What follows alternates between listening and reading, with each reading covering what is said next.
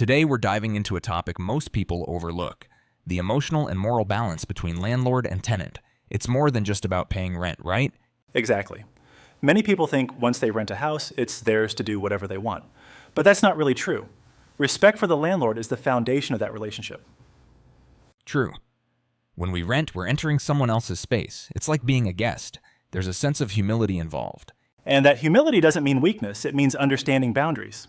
The tenant should respect the owner's property, and the landlord should respect the tenant's living space. But that's easier said than done. What if a landlord is too controlling or a tenant too careless? Then both lose. Once respect fades, everything spirals. Tension builds, communication fails, and even life outside the house can start feeling blocked. Interesting point. You're saying this relationship energy actually affects other parts of life? Absolutely. When harmony exists at home, opportunities seem to open up. But when we constantly fight, we drain that positive energy. That makes sense. It's almost like a spiritual lesson, the universe teaching patience and balance through our relationships. Exactly. If someone keeps struggling with rent or landlords for years, it might mean they haven't learned that lesson yet. So renting isn't just about housing, it's a kind of personal study, right? Learning respect, gratitude, even endurance. Yes. And landlords have lessons too, not to help in a way that spoils growth. Sometimes you must let others face challenges so they can mature. That's tough though, watching someone struggle without jumping in to fix it. It is.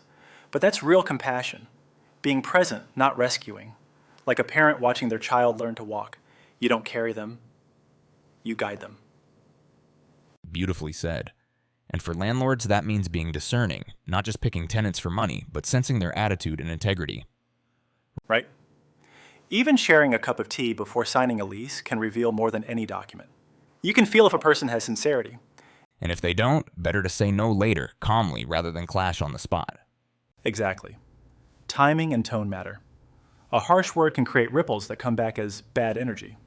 So, at the heart of this, renting becomes a mirror of how we handle relationships, respect, and power.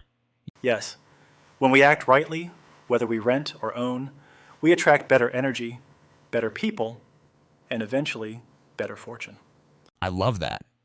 Maybe the key to stability isn't owning a house, but mastering how we live within one. Perfectly put. Once we learn that balance, the rest of life flows naturally.